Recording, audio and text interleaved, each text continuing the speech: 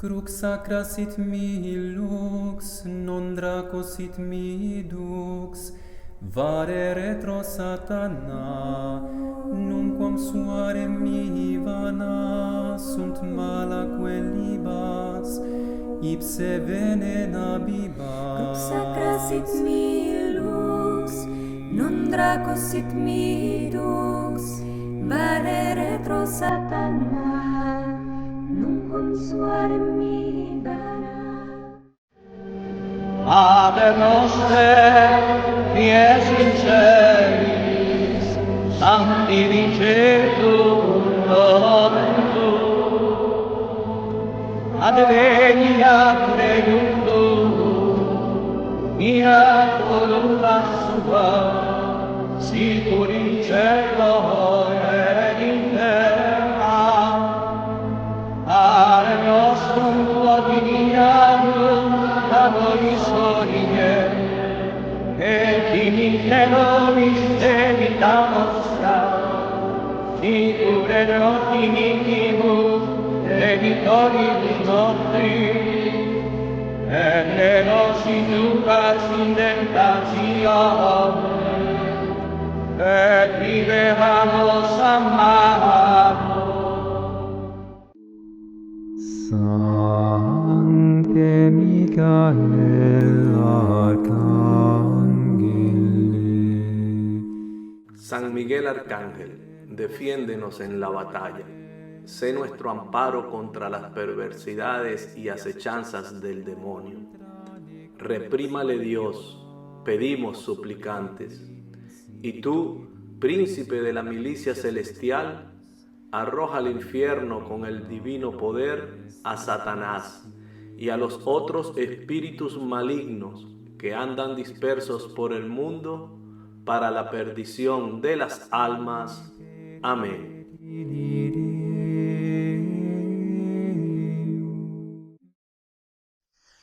Dios te salve María, llena eres de gracia, el Señor es contigo. Bendita tú eres entre todas las mujeres, y bendito es el fruto de tu vientre, Jesús. Santa María, Madre de Dios, ruega por nosotros pecadores, ahora y en la hora de nuestra muerte. Amén. Podemos sentarnos. Bien, nos hemos reunido hoy para tratar un tema que es bastante importante y es el tema de los sacramentales. Dicen que para que una cosa se pueda entender bien hay que como contextualizarla o tratar de hacer una comparación para entendernos. Por eso, para entender los sacramentales, vamos a tratar de compararlos con algo más importante que los sacramentales, que son los sacramentos. Vamos a dar así algunas ideas y luego vamos a tratar de sacar algunas conclusiones. Bien, comenzamos entonces por los sacramentos. Ya sé que desde los años 60 hasta esta parte se le llama sacramentos a muchas cosas y se dice la Iglesia es sacramento de Cristo y se dice el laico es sacramento de Cristo en medio del mundo. Bien, al usar tanto la palabra sacramento, no entendemos en realidad lo que es un sacramento, porque estrictamente hablando, la Iglesia desde siempre solo ha hecho referencias a 7 cosas como sacramentos. Fuera de esas 7 cosas no hay más sacramentos. Y además el Concilio de Trento ha definido de forma dogmática que solo existen 7 sacramentos. Dicen algunos teólogos, sobre todo de los años 60 hasta ahora, como decía, que de forma amplia se puede decir que existen más sacramentos. Mi opinión es que lo mejor es usar las palabras para lo que son o para lo que esas palabras definen. Si nosotros usamos una misma palabra para referirnos a todo, significa al fin que nada va a ser eso a lo que estamos haciendo referencia, porque nos perdemos mentalmente, ¿no? Entonces, estrictamente hablando y siguiendo el Concilio de Trento, solo existen 7 sacramentos. Y esos 7 sacramentos son tales porque nuestro Señor Jesucristo los ha instituido. Por tanto, el origen de cada uno de esos 7 sacramentos está en la decisión personal de Cristo de establecer un vínculo con Él para recibir la gracia y poder alcanzar la salvación. Punto. Fuera de esos 7 que Él inventó, no se puede inventar ninguno más, de la misma forma que no se puede reducir el número de los que Él instituyó. Esos 7 sacramentos, para que nos entendamos, la Iglesia dice que actúan ex opere operato, es la expresión latina que usa la teología. Dice, los sacramentos tienen su validez y actúan ex opere operato, es decir, por sí mismos. Los sacramentos no dependen de quien los está recibiendo. Para entender esto, pensemos, por ejemplo, la Santa Misa. Cuando uno va a la Santa Misa, yo puedo asistir a misa y el sacerdote está celebrando la Santa Misa y yo puedo ser un ateo y yo puede ser que no crea en que Cristo está presente en la hostia consagrada, pero como el sacramento no depende de mí como asistente, sino que tiene una acción ex opere operato por sí mismo, significa que independientemente de que en la Iglesia haya uno que no cree en la presencia eucarística, o pudiera darse, porque hoy en día se da, que todos los que asisten a la misa no creen realmente que el Señor está en la hostia consagrada, no importa para nada, porque no depende de una mayoría que vote a favor o en contra de que Él está o no está. Él está allí porque Él ha querido estar. Entonces, como depende de que Él mismo instituyó ese sacramento de la Eucaristía y que se cumplen una serie de condiciones, se pronuncian las palabras de la consagración, hay una materia, pan y vino, para que se pueda dar esa transustanciación, y además dentro del sacerdote hay una intención de hacer lo que hace la Iglesia, el Señor está presente en la hostia consagrada. Cuando hablamos, por ejemplo, del bautismo, hay muchas personas que en su ignorancia dicen, no, pero es que no podemos bautizar a los niños, porque ¿cómo un bebé va a recibir la gracia de Dios si uno no le puede decir al bebé, oiga, ¿usted quiere recibir la gracia de Dios?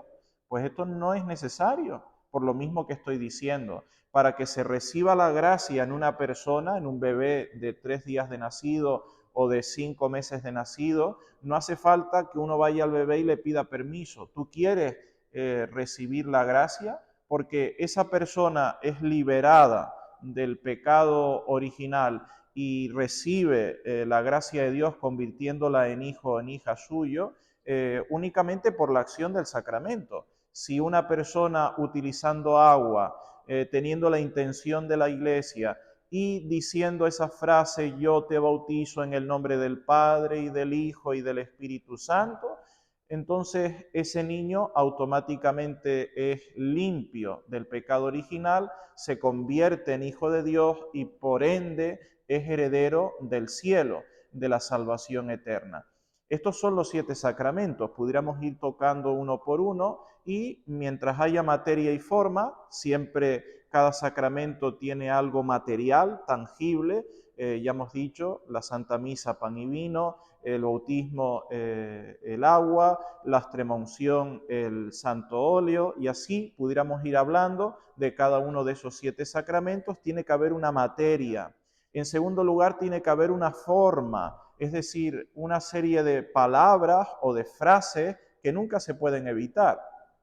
En la Santa Misa, las palabras de la consagración, hemos dicho en el bautismo las palabras centrales, yo te bautizo en el nombre del Padre y del Hijo y del Espíritu Santo, y así cada sacramento tiene algunas palabras por medio de las cuales se transfiere en ese sacramento la gracia. Y además a esas dos cosas, materia y forma, hay que añadir la intención del sacerdote que está celebrando.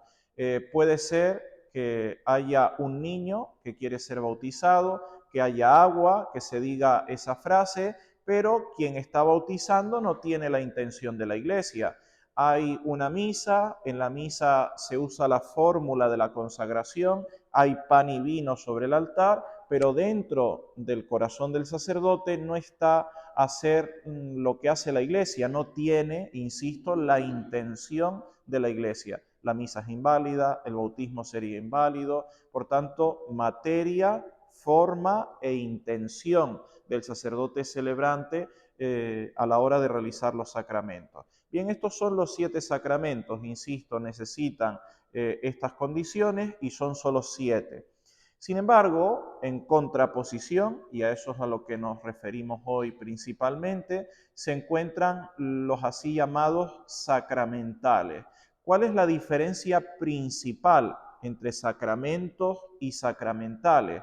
Que los sacramentales no están directamente instituidos por nuestro Señor Jesucristo, sino que han sido instituidos a lo largo de la historia por la Iglesia en la autoridad que nuestro Señor Jesucristo le confirió a la misma Iglesia. Unas veces la Iglesia instituye sacramentales porque ella misma ve la necesidad de instituirlo, y otras veces es porque Dios desde el cielo, por decirlo así, manda a la Iglesia que en su nombre los instituya. Pensemos en el Santo Escapulario del Carmen, pensemos en el Santo Rosario, pensemos en la mayoría de todos los sacramentales que han sido instituidos.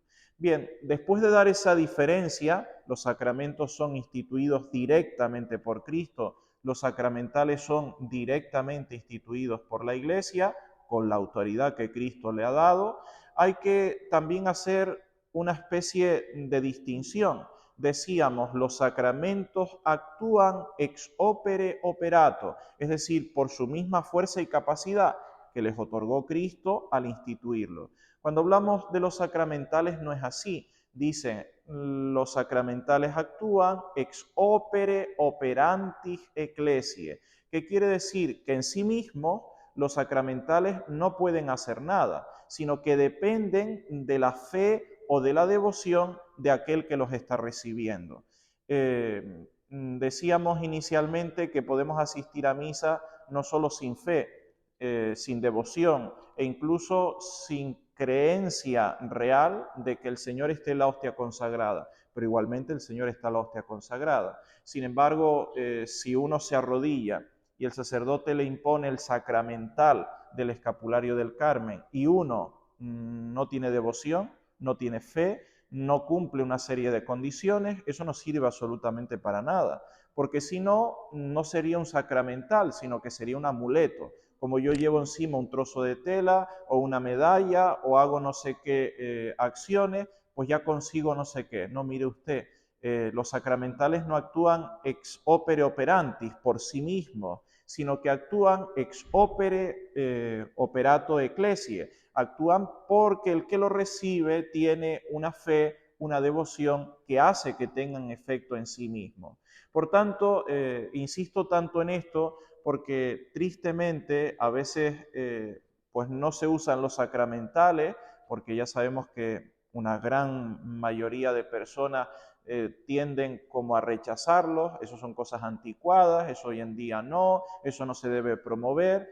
Y el segundo problema en relación con ellos es que muchísimas personas sí los reciben, sí quieren tenerlos, llevarlos, darlos a otras personas, pero no luchan en revisarse en este sentido. Yo estoy cumpliendo las condiciones que ha puesto la Iglesia y tengo la devoción mínima para poder alcanzar esas gracias, porque si no es así, es imposible que recibamos ningún tipo de gracia.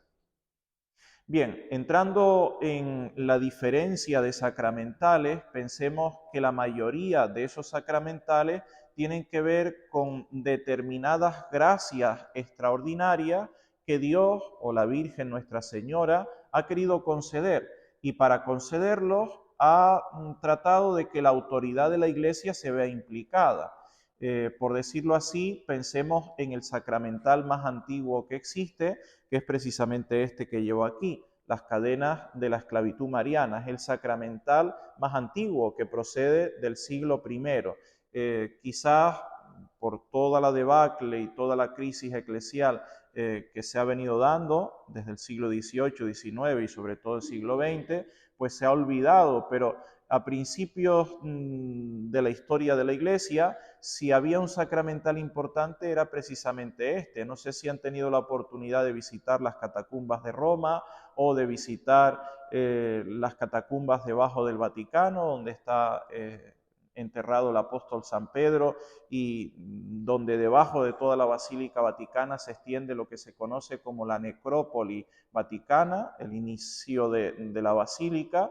Es todo como una especie de cementerio donde en muchas inscripciones se encuentra eso de Servus Mariae, esclavo de María, servidor de María, que se expresaba de esta forma. No es tan importante la medalla, aunque se coloque, sino la cadena en sí misma. Es una fórmula, la más antigua, insisto, de decir yo estoy esclavizado a la Virgen. Igual que leemos en el Evangelio que Dios nuestro Señor quiso hacerse esclavo de María porque vemos que Él le pide permiso y entra en su seno y a través de esa fórmula viene a este mundo. Vemos igualmente que Dios lo hace todo a través de María Santísima, pues el católico, el cristiano inicial, ve la necesidad de imitar a Dios de tal forma que igual que Dios pudiendo hacer las cosas solo, no las hace solo, sino que quiere contar siempre con la mediación maternal de la Virgen.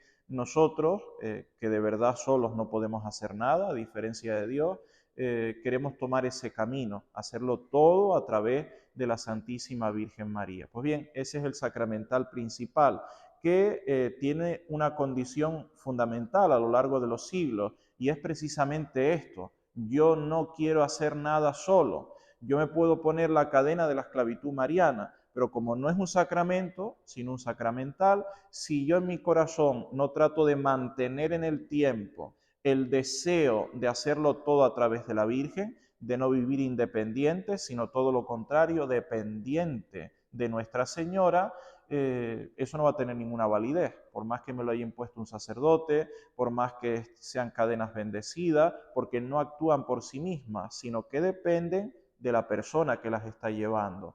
De ahí que sea tan importante conjugar la esclavitud mariana con la dirección espiritual, con una vida espiritual fecunda, fervorosa, porque tenemos que fomentar el que todo lo hagamos a través de la Virgen y por tanto antes de tomar ninguna decisión, consultarlo en dirección espiritual, todos los días ofrecer todas nuestras cosas a Dios nuestro Señor a través de la Virgen, tratar de imitar sus sentimientos, sus deseos, sus intenciones, su propia voluntad. Bien, es el sacramental más antiguo, pero si nosotros vamos recorriendo los más de 2000 años de historia que tiene la Iglesia, se van instituyendo sacramentales cada vez más para el pueblo católico. Uno de los más reconocidos es precisamente el escapulario del Carmen, que nada más y nada menos nos consigue dos grandes gracias que son extraordinarias. La primera gracia es la que le concede la Virgen en Aylesford, en Inglaterra, a San Simón Stock. Le dice: quien muera con el escapulario no padecerá las llamas eternas del infierno.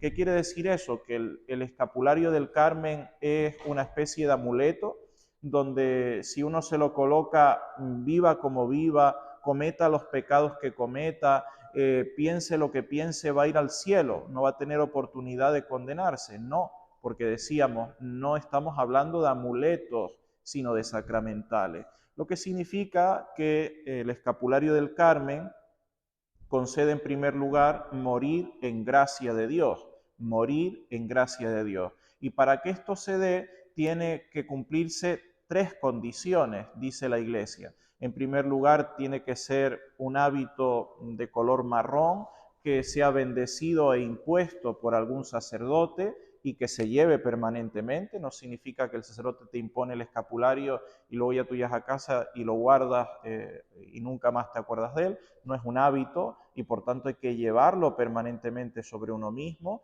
tiene que ser impuesto y llevado. En segundo lugar, segunda condición, hay que vivir castidad conforme al Estado, es decir, que si un hombre casado recibe el escapulario y no respeta su matrimonio, y no respeta a su mujer, y no respeta a sus hijos, y no respeta a su familia, el escapulario no le sirve de nada, por más que esté bendecido, impuesto por un sacerdote. En tercer lugar, hay que rezar a diario el oficio parvo. Uno puede haber recibido la imposición del escapulario, puede llevarlo, puede vivir la castidad conforme al propio estado en el que Dios le ha puesto. Pero si uno no reza el oficio parvo, significa que no está recibiendo ningún tipo de gracia del escapulario. El oficio parvo se llama así parvo, que es sinónimo de resumido o pequeño, porque es como una especie de compendio en pequeñito de lo que los frailes, monjas y sacerdotes rezamos todos los días. Eso de maitines, laudes, vísperas completas. Pues bien, es algo muy extenso. Hay un pequeño resumen que popularmente se llamó siempre así, oficio parvo. En otros lugares se ha llamado el oficio pequeño o breve de Nuestra Señora. ¿Qué pasa si una persona no puede rezar el oficio parvo? Pensemos en la antigüedad, muchísimas personas eran analfabetas, no sabían leer, o por determinadas obligaciones era muy difícil todos los días el que pudieran rezarlo.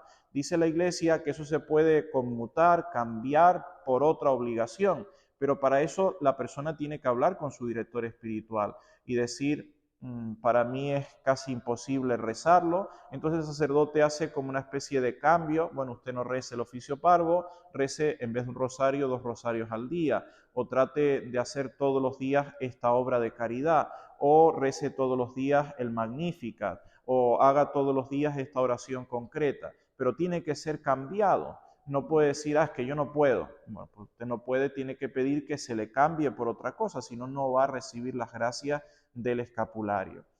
En segundo lugar, el escapulario no solamente concede evitar el fuego eterno del infierno, morir en gracia de Dios si se cumplen esas 3 condiciones, sino que además nos consigue, y es una gracia extraordinaria, insisto, el no permanecer en el fuego del purgatorio. A lo que se le dice a San Simón Stock en Isleford, en Inglaterra, la Virgen añade otra segunda promesa, que es esta que digo, que se le entrega al Papa Juan XXII, un papa que antes de ser coronado papa, por unas circunstancias históricas por las cuales pasaba la Iglesia, él siendo cardenal, insisto, antes de ser coronado papa, pide la ayuda de la Virgen. La Virgen se le aparece y le dice que quien muera con el escapulario, cumpliendo esas condiciones que exige la Iglesia, el sábado siguiente a su muerte será llevado del purgatorio al cielo. Pensemos que una persona que tuviera que estar purificándose durante 500 años en el purgatorio por las penas con las cuales murió a consecuencia de sus pecados en esta tierra, la Virgen le conmuta todos esos siglos de purgatorio, y si muriera en un sábado, en ese mismo sábado iría directamente al cielo. Si muriera un martes, tuviera que estar de martes a sábado únicamente en el purgatorio, y en ese sábado subiría a la gloria del cielo. Se conoce popularmente ese segundo privilegio como privilegio sabatino, el privilegio de los sábados. Era muy común hasta el Concilio Vaticano II en toda la tierra, que allí donde había iglesias o capillas de carmelitas, todos los sábados se repicaba con mucha fuerza las campanas de la iglesia, porque anunciaba que en ese momento la Virgen estaba cumpliendo su promesa. Todos los que habían muerto en esa semana con el escapulario estaban subiendo a la gloria del cielo. Bien, además de estos 2 grandes privilegios, la Virgen ha concedido, no solo en esas 2 apariciones, sino en otras muchas, aprobadas por la Iglesia, una protección particularmente especial durante la vida en esta tierra para aquellos que lleven su santo escapulario, y que por tanto no se limita solo al momento de la muerte para evitar el purgatorio o el infierno, sino que permanentemente la Virgen concede pues esa gracia especial de una protección muy particular, que cuando algunos papas, pensemos en el Papa Pío XII, San Pío X, Pío IX y tantísimos papas de la antigüedad, han dicho que hay unas gracias así llamadas actuales que Dios solo concede a determinadas personas por llevar el escapulario permanentemente consigo. A esto hay que añadir que el escapulario inicialmente necesitaba el que fuera de tela marrón, porque es como una especie de resumen del hábito que llevan los frailes o monjas carmelitas, para que cualquier hombre casado, mujer casados pudieran llevarlo. Eran unas piezas que podían ser más grandes o más pequeñas, pero siempre tenían que tener esos 2 trozos de tela marrón. Como especial permiso, el Papa San Pío X, a inicios del siglo XX, y sobre todo pensando en muchas regiones de América, muchas regiones de África o de Asia, en territorios de misión donde era difícil llevar esos trozos de tela marrón, el Papa San Pío X concede que después de la imposición, es decir, una vez la persona reciba la imposición con ese trozo de tela, porque siempre tiene que ser para que sea válido con ese trozo de tela, pueda cambiarlo por una medalla del escapulario. Esa medalla simplemente tiene como requisito el que lleve la imagen de la Virgen del Carmen. Entonces, todavía más fácil, porque ya no es que tengamos que llevar esos trozos de tela marrón, sino que en cualquier cadena al cuello podemos llevar una medalla muy pequeña de la Virgen del Carmen que haya sido bendecida y actúa según permiso del Papa San Pío X, que nunca ha sido revocado. Podemos llevar el escapulario del Carmen y gozar de todos estos privilegios que estoy diciendo. Junto con este sacramental mariano hay que unir, ya hemos hablado de la cadena de la esclavitud, hemos hablado del escapulario del Carmen, hay que unir otros dos fortísimos sacramentales marianos que son muy importantes y muy queridos por el pueblo católico. Pensemos en el Santo Rosario y en la medalla milagrosa. Cuando hablamos del rosario estamos haciendo referencia a un solo sacramental. Y la Iglesia también ha sido muy fina y muy delicada al hablar del Santo Rosario.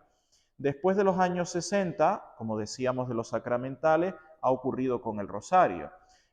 Antes de los años 60 estaba prohibido hablar del Rosario como no fuera del único Rosario que la Virgen ha entregado.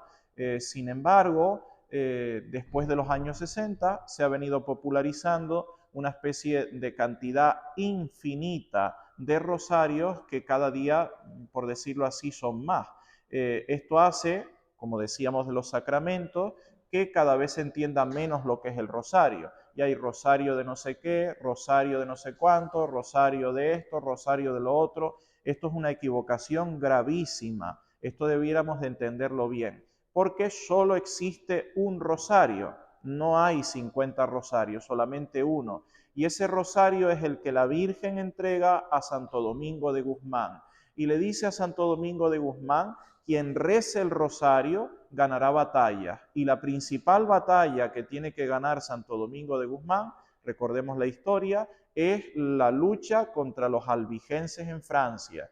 Santo Domingo de Guzmán es un sacerdote español que era canónigo además, y estaba muy cercano a la realeza española. El rey, por providencia, le pide que haga un viaje de Estado a través de Francia para cumplir una serie de objetivos. Digo que de forma providencial porque al salir Santo Domingo de España y cruzar todo el sur de Francia, esto hace que Santo Domingo se horrorice, porque descubre que toda Francia, que en ese momento se llamaba la hija predilecta de la Iglesia Católica, por todo lo que defendía la fe y por todo lo que llevaba en su seno, estaba plagada de una herejía que se llamaba la de los albigenses, que tergiversaba la fe católica de tal forma que apartaba de la salvación. Entonces Santo Domingo de Guzmán recibe un llamado del cielo para fundar lo que nosotros conocemos hoy en día como la Orden de los Dominicos o la Orden Dominicana. La gran arma de la Orden Dominicana es el Santo Rosario. Y esa Orden Dominicana con el Rosario en la mano se dedicaba a predicar. Precisamente otro de los grandes nombres de esa orden es la Orden de los Predicadores, porque nacen en Francia predicando la doctrina católica y se extienden por todo el mundo, llegando pues hasta América y hasta regiones muy lejanas de Francia, anunciando el Evangelio y predicando la verdadera doctrina. Lo que llevan, no solo en su hábito, sino en sus manos, es el Santo Rosario. ¿Qué es el Santo Rosario? El Santo Rosario son 150 Ave María, no más. Ya sé que esto es polémico porque hace poco tiempo se han sacado de la manga otros nuevos misterios y ahora en vez de 150 son 200, pero esto no es lo que la Virgen ha pedido y esto no es el auténtico rosario. Hay gente que dice, bueno, pero no es malo porque ahí hay unos misterios que están sacados del Evangelio, es la vida de nuestro Señor Jesucristo y por tanto no puede ser nada malo, cierto, pero todo tiene una razón de ser. ¿Por qué son 150 Ave Marías la que la Virgen entrega a Santo Domingo de Guzmán? Por una razón simple, porque una monja, una religiosa, un fraile, un sacerdote están obligados a rezar los 150 salmos que se contienen en la Sagrada Escritura.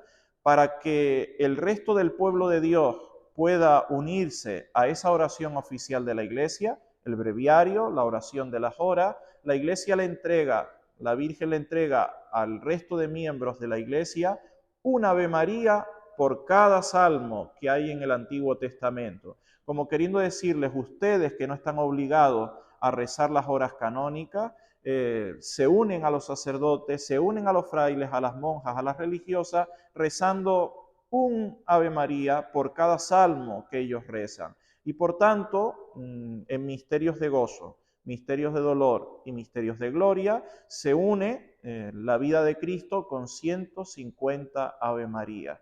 Bien, la Iglesia ha sido tan estricta en esto hasta los años 60 que jamás se le podía otorgar el nombre de rosario a otra cosa que no fuera eso, porque eso fue lo único que la Virgen ha entregado. Vale, la pregunta es, ¿y todo el resto de rosarios? Pues bien, todo el resto de rosarios, antiguos o nuevos, aprobados por la Iglesia, no debieran de ser llamados con el nombre rosario, porque esa palabra rosario solo hace referencia a ese sacramental, sigo repitiendo, que la Virgen entrega a Santo Domingo de Guzmán. Todo el resto son coronas o coronillas, pero no son rosarios. Debiéramos de ser un tanto estrictos en nuestra forma de hablar, porque, como decía al inicio, si a todo le damos la misma palabra, cuando queramos hacer referencia a algo en concreto particular, nadie va a entender, porque como hay tantas cosas a las que llamamos igual, pues bien, el rosario se ha verificado como el escapulario del Carmen, como la cadena de la esclavitud mariana a lo largo de los siglos de una forma cada vez más hermosas y más grandes. Todos tenemos en la memoria la gran victoria de Lepanto, pero podemos citar numerosas victorias a lo largo de los siglos en batallas, en luchas históricas globales, pero también personales. Sería casi infinito hablar de lo que ha conseguido el rosario en cada persona, para sobre todo conseguir la conversión a la fe católica, para conseguir la unión a la voluntad de Dios, para vivir determinadas enfermedades difíciles, para soportar determinadas circunstancias históricas tremendamente complicadas. Pues bien, ya tenemos 3 sacramentales, son casi infinitos los sacramentales marianos, pero vamos a unir a estos 3 sacramentales un cuarto que es importantísimo, no podemos olvidar, y es la medalla de la Milagrosa. Ya sabemos que a finales, mediados del siglo XIX, en Francia, en París, en Rue du Bac, la Virgen se aparece entregando una medalla particular. La medalla inicialmente no tiene ningún nombre, el nombre se lo da el pueblo católico francés.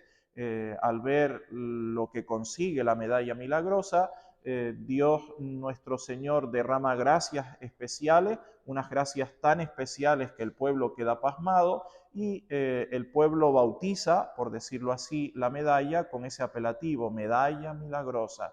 Esa medalla que en su composición ha sido transmitida por la Virgen, en ese anverso y reverso, consigue unas determinadas gracias, como decía con el escapulario del Carmen, en la medida en que la persona viva conforme a la castidad obligatoria para su estado y esté permanentemente en gracia de Dios. Bien, a esto tenemos que unir una explicación que trata de transmitir la Iglesia. Cada vez que una persona cae en pecado mortal, pierde todos los privilegios que se le conceden. Cada vez que se cae en pecado mortal, igual que una persona que cae en pecado mortal se convierte en heredero del infierno y no del cielo, no de la gloria, y recibe de nuevo la posibilidad de ir al cielo cuando confesando sus pecados el sacerdote le dice, ego te absolvo, en ese mismo momento, igual que evita la condenación eterna, vuelve a retomar los privilegios que ha perdido. Si una persona cae en pecado mortal, pierde los privilegios de las cadenas de la esclavitud mariana, del escapulario del Carmen, del rezo del rosario y a la misma vez de la medalla milagrosa. En la medida en que se confiesa, esa persona vuelve a recibir el camino para el cielo y a la misma vez esos privilegios. Me gusta insistir en algo que insistían los santos. La Virgen prometió, decía así, evitar el fuego del infierno para aquel que muera con el escapulario del Carmen. Pero se da una particularidad. Parece algo como de cuento o parece algo de casualidad, pero cuando una persona se empeña en llevar el escapulario y a la misma vez no vivir el camino del Evangelio, no cumplir la voluntad de Dios, no vivir conforme a la castidad de su estado, de una o de otra forma, esa persona va a dejar de llevar el escapulario. A veces ocurre que el escapulario se pierde, otras veces ocurre que la persona por miedo, por vergüenza, por respetos humanos, va dejándolo hasta que lo arrincona, pero Dios no va a permitir que nadie muera con el escapulario si la persona no acepta ese camino del Evangelio. Va a haber, por decirlo de alguna forma, como una especie de lucha interior de la persona con Dios o de Dios con la persona para reubicarla en el camino del cielo. Si la persona usando mal de su libertad se empeña en seguir de espaldas a Dios, rápidamente esos sacramentales se van a apartar de una forma o de otra de la vida de esa persona. Pudiéramos hacer referencia a numerosísimos libros, pensemos en las Glorias de María, de San Alfonso María de Ligorio, o en otros grandísimos libros de doctores de la Iglesia, donde se nos habla precisamente de esto, de los privilegios de los sacramentales marianos en aquellos que los usan y que les reporta gran beneficio en esta tierra y sobre todo de salvación eterna, y a la misma vez de esas referencias de que quien quiere compaginar el camino de la condenación eterna con los sacramentales y privilegios que concede la Virgen, de tal forma que al fin pues pierden hasta los mismos sacramentales. Bien, quizás resumido, digamos que los sacramentales marianos son los más conocidos o los más extendidos en toda la historia de la Iglesia, pero fuera de esos sacramentales marianos hay otros muchísimos sacramentales que la Iglesia recomienda. Pensemos, por ejemplo, en la medalla de San Benito o en tantísimos otros sacramentales que son parte en gran medida de congregaciones religiosas, de familias religiosas en el seno de la Iglesia. Hablando de una forma extensiva, todo aquello que está consagrado a Dios en sí mismo es un sacramental. Pensemos en el hábito que usa una religiosa, en sí mismo es un sacramental. Por eso, como no todos tenemos vocación a la vida religiosa, la Iglesia permite que de alguna forma esa mujer o ese hombre casado en su familia, en su trabajo, en medio de sus obligaciones, pueda recibir los privilegios y gracias que se concede a esa religiosa por su hábito y por su entrega. De ahí que todas las órdenes religiosas y prácticamente todas las congregaciones religiosas a lo largo de la historia, también hoy en día, tienen esa posibilidad de un sacramental por el cual yo puedo unirme. Sigo siendo un hombre casado, pero me uno a ese fraile o a ese sacerdote, a esa congregación y a sus privilegios. Y la Iglesia instituye pues esa determinada medalla o ese determinado objeto que bendecido, impuesto por un sacerdote, permite el que uno viva unido pues a esos gracias y privilegios que la Iglesia concede. Bien, para terminar y dar paso a que puedan hacer preguntas, que opinen y que contrastemos ideas, pensemos que los sacramentos son imprescindibles, los sacramentales son prescindibles. ¿Qué quiere decir esto? Que porque Cristo instituyó 7 sacramentos, esos sacramentos son imprescindibles. Si yo quiero salvarme, tengo que estar bautizado. La fórmula latina dice, extra ecclesia nulla salus, fuera de la iglesia no hay salvación. si yo quiero que se me perdonen los pecados, necesariamente tengo que ir arrepentido a un sacerdote para que me absuelva. No hay otra fórmula, son imprescindibles, porque es la voluntad expresa de Cristo que los ha instituido y que por su institución ha creado un camino para el cielo. Los sacramentales son prescindibles. Nadie está obligado como a bautizarse, nadie está obligado a recibir la imposición del escapulario del Carmen, a llevar la medalla de San José, a llevar la medalla de la Milagrosa, a tener la medalla de San Benito. Obvio no, nadie está obligado, pero son una serie de privilegios que, pudiéramos decir así, a ninguno nos viene mal, porque todos necesitamos esa protección extra necesaria, todos necesitamos esa ayuda especial en el momento de la muerte, en evitar el purgatorio en todo lo posible, en recibir una serie de gracias actuales que a todos nos ayuden a seguir luchando, porque es como que a un soldado que está en el frente de batalla le dijeran, oye, ¿estás obligado a llevar eso? No, no estoy obligado, pero necesito toda la protección posible porque estoy en medio de una guerra.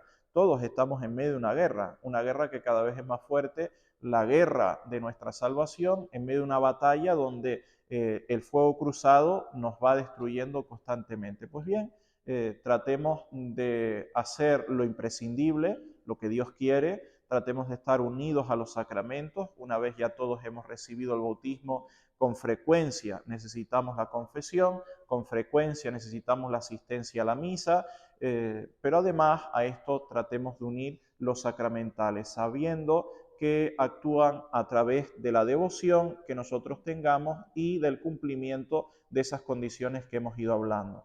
De esta forma, todos nosotros iremos más acompañados, tendremos más ayuda y estaremos más asistidos para vencer en esta batalla, para poder alcanzar la salvación. Terminamos rezando una Ave María. Dios te salve María, llena eres de gracia, el Señor es contigo. Bendita tú eres entre todas las mujeres, y bendito es el fruto de tu vientre, Jesús. Santa María, Madre de Dios, ruega por nosotros pecadores, ahora y en la hora de nuestra muerte. Amén. Bien, podemos sentarnos y hacer así espontáneamente las preguntas que queramos sobre esto que hemos ido hablando. Muy bien. Yo soy de Colombia, tienen mucho la costumbre de colgar el rosario y el escapulario en los espejos retrovisores, que como antitestimonio crea el tener eso en el carro, simplemente ahí colgado. O también en la zona en Medellín, cuando yo vivía allá, había los sicarios y ellos, que son los que mataban gente contratados por los narcotraficantes. Se ponían los escapularios aquí, el rosario, el escapulario, todo, e iban a un santuario de la Virgen de los Sicarios a que los bendijeran y les ponían hasta el arma allí para ir antes de ir a hacer el trabajo. O sea, todo eso yo sé que es religiosidad popular, pero ¿qué antitestimonio se crea con eso y que la gente no crea en los sacramentales? Bueno, vamos a ir distinguiendo por partes. O sea, en primer lugar, no está mal, obvio, ¿no? Que uno coja el rosario y lo cuelgue al cuello, o lo ponga en el carro o la puerta de casa. No está mal, ¿no? Pero no se creó para eso. Es decir, que no está mal ni va a ofender a Dios, pero cada sacramental tiene como un objetivo concreto, ¿no? Es decir, es como si yo trato de rezar una oración con el escapulario. El escapulario no es para rezar ninguna oración, el escapulario es como una especie de escudo, de armadura, es un hábito. Entonces un hábito es una prenda de ropa que uno se coloca, pero si uno va a rezar no agarra la ropa para rezar, es un hábito, ¿no? Entonces el escapulario, su único sentido es llevarlo puesto porque es una armadura, es un hábito que lleva la persona, especialmente el laico o un clérigo que no pertenezca a la Orden del Carmen, ¿no? Lo mismo decimos del rosario, es decir, el rosario no es un hábito, no es una armadura, el rosario es un arma, Entonces el arma es para usarla, para llevarla a la mano. Obvio que no está mal, es decir, una presencia de Dios, pues yo coloco en la pared de casa o en el carro el rosario, me recuerda a la Virgen, me ayuda, ¿vale? Pero no es su función principal. Su función principal es llevarlo a la mano y rezarlo, desgastarlo y romperlo de tanto que recemos, ¿no? Esa es su función principal. Entonces hay que tenerlo en cuenta. Lo que decía de los sicarios, pues obvio, aparte de ser algo absurdo, es una grave ofensa contra Dios. La principal grave ofensa es si la autoridad eclesiástica se lo permite, porque es decir, los sacerdotes podemos recibir a muchas personas que nos piden bendición, y obvio uno no sabe la vida de todo el mundo, ¿no? Pero si una persona va a pedir la imposición del escapulario y yo sé que usted es un asesino en serie, yo no puedo ofender a Dios, yo como sacerdote, ¿no? Y usted tiene que saber de alguna forma que para recibir válidamente ese sacramental tendrá que abandonar una vida de pecado, porque si no, eso no sirve para nada, eso solamente sirve para ofender a Dios, ¿no? Porque al fin y al cabo todo esto es de Dios. La única diferencia entre sacramentos y sacramentales es que Él en persona en la tierra, antes de ascender al cielo, instituyó aquí en la tierra 7 sacramentos. Y antes de irse le dijo a la iglesia, ustedes administren esto. Lo hice yo, lo creé yo directamente, pero ustedes lo van a administrar. Y por eso la iglesia es la que administra los sacramentos y los realiza, ¿no? Cuando hablamos de los sacramentales es a través de la iglesia, no es Cristo en persona quien los ha instituido, pero es la autoridad que Cristo le ha concedido a la iglesia, ¿no? A través de una aparición aprobada, lo que sea, se hace. Entonces yo me tengo que someter, porque es como si a mí mañana me contratan en un puesto de trabajo y yo estando en mi puesto de trabajo quiero hacer lo que se me venga en gana, ¿no? Usted está contratado para esto. Entonces usted cuando vaya a su casa, a sus cosas, hace lo que quiera, pero aquí en este puesto de trabajo tiene que hacer esto, ¿no? Entonces nosotros a veces, por falta de formación, con buena intención o como sea, no nos damos cuenta de que esto no es nuestro. Es decir, porque es una gracia tan grande morir en gracia de Dios, valga la redundancia, que uno no puede tratar como de manipular. No, yo voy a llevar el escapulario y voy asesinando por ahí, o me dedico a robar, o soy injusto en casa, o no soy fiel a mi mujer, a mi marido. Oiga, es que es incompatible, porque el que le dio a usted el privilegio del escapulario del Carmen es el mismo que le ha entregado unos mandamientos. Entonces, si usted no cumple esos mandamientos, que es el mínimo imprescindible, no esté pidiendo privilegios, porque los privilegios es como algo que se coloca por encima de, primero usted cumpla los mandamientos, que eso es obligatorio para todos los que queramos ir al cielo, pero si usted los cumple, yo además le voy a dar unos privilegios extra. ¿Por qué? Porque Dios es bueno, ya. Entonces yo para poder alcanzar eso, pues bueno, tengo que someterme, ¿no?, a lo que Él ha querido. Ujú. Y otra preguntita, usted no habló de eso, pero las velas benditas también son sacramentales, igual que el agua exorcizada, la sal, el aceite. Todo eso son sacramentales poderosísimos y otros muchísimos, ¿no? Es decir, nos asustaría ver la cantidad de sacramentales que hay. Por ejemplo, hasta comestibles, ¿no? Es decir, cuando uno va el día de San Antonio de Padua, al menos en España, se bendice pan, ¿no? Uno lo come o lo guarda, pero es un sacramental. El día de San José se bendicen lirios. Hay un sacramental poderosísimo que nadie conoce, que es el anillo de San José. El mismo anillo que llevan de casado se exorciza, se bendice y se impone. Hay infinidad de sacramentales, tantos que son inabarcables, ¿no? Por eso no he hablado de todos, sino así genéricamente, ¿no? Pero sí. Sí, pero entonces mi pregunta es en cuanto a las velas, porque siempre que en febrero se hace el Día de la Candelaria, se celebra el Día de la Candelaria el 2 de febrero, entonces empiezan a hablar en las redes sociales, en los videos, de que lleven las velas a que las bendigan, que porque esas son las únicas velas que van a prender o van a brillar en el día de los 3 días de oscuridad. Eso es lo que dicen, que son solo esas velas. Entonces, o sea, el día de la vigilia pascual también se encienden velas. Esas velas no sirven, todas esas no servirían en el momento de los 3 días de oscuridad o tienen que ser solamente las del día de la Candelaria. Vamos a ver, hay varias velas sacramentales que la Iglesia concede y todas ellas son válidas y dan el privilegio de protección de Dios, de una, por decirlo así, iluminación especial, ayuda especial de Dios, pero la iglesia hace una división en ese sacramental. Todas las velas bendecidas, exorcizadas, son sacramentales, pero todas están metidas en un montón, ¿vale? Que son cualquiera de las que entrega un sacerdote bendecida, vigilia pascual, ahora si lo hacemos, lo que sea, ¿no? Y en un lugar de excepción está el 2 de febrero, Día de la Candelaria. Tan de excepción que tampoco se comparan con la vigilia pascual. Es decir, está por encima una vela bendecida el 2 de febrero antes que la que se pueda bendecir en cualquier otro día, por la simple razón que la fórmula para bendecir y exorcizar velas el día de la Candelaria solo se puede usar ese día. El resto de días hay una fórmula breve que distingue esa vela que no tiene nada que ver con el día de la Candelaria, ¿vale? Entonces, si han asistido, sobre todo al rito de siempre, porque en el moderno no existe, en el rito de siempre se usan 5 oraciones consecutivas que se cantan y a la misma vez con agua bendita e incienso se asperja, se inciensan las velas. Entonces esas velas son únicas, tienen que ser de cera de abeja para que puedan tener validez. Hay gente que lleva otras velas por más económicas. Me gusta repetir que las velas que sean de otra materialidad no tienen el valor, al menos ese valor que le concede la iglesia, porque la iglesia pide esa materia de cera de abeja. El resto de velas que no son del 2 de febrero no tienen ninguna validez, sí, pero no tienen esa validez o esa importancia y esa capacidad, ¿vale? La iglesia desde siempre ha hecho esa diferencia, ¿vale?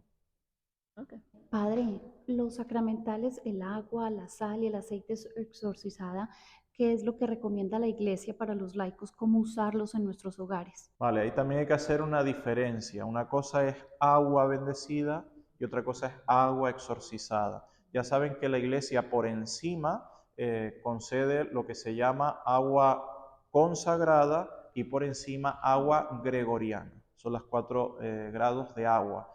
Si vamos a la misa moderna y a la liturgia moderna, solamente existe agua bendecida. No hay agua exorcizada, ni consagrada, ni exorcizada, ni gregoriana, ¿vale? Por decirlo así, han dejado tan desnuda la capacidad de defensa de la iglesia que en el rito moderno solamente existe agua bendecida. Bien, agua bendecida es cualquier agua que el sacerdote, simplemente haciendo la señal de la cruz, queda bendecida. Entonces tiene un poder especial de ayuda de Dios, pero no es el agua exorcizada. Agua exorcizada significa que la iglesia le concede el poder especial de protección contra el demonio, contra cualquier tipo de hechicería, brujería, acción demoníaca, como queramos decirlo. Para que pueda haber agua exorcizada, previamente tiene que haber sal exorcizada, porque primero se exorciza la sal y luego se exorciza el agua. Y en la mezcla de ambas es como se crea el agua exorcizada. Entonces, independientemente de que lo sepamos o no, esa agua exorcizada tiene un poder tremendamente especial. Yo siempre cuento una anécdota. En mi primera parroquia, yo me sentaba al fondo de la iglesia a confesar y un poco delante de mí había una pila de mármol muy bonita, grande, donde se colocaba el agua, ¿no? Fui notando que entraban de cuando en cuando una serie de señoras que así disimuladamente iban al agua, mojaban el dedo y luego lo chupaban. Y yo al principio decía, pero ¿por qué meten el dedo y chupan? ¿Qué sentido tiene, no? El sentido era que esas personas eran brujas y esas personas sabían que si el agua estaba salada no la podían usar. Es decir, que para hacer una brujería uno necesita tener agua bendita. Si el agua está exorcizada no vale, no sirve.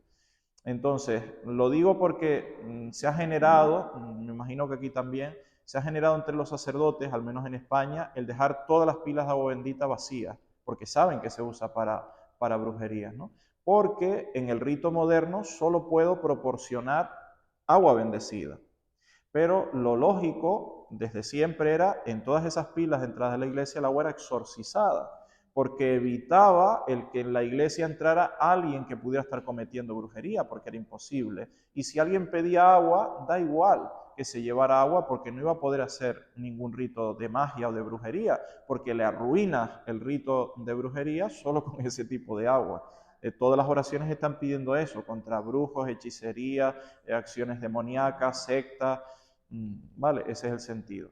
Y los otros dos tipos de agua, la iglesia nunca lo entrega a los laicos, porque el agua que está por encima, que decíamos es el agua consagrada, es el agua con el que se realizan los bautismos.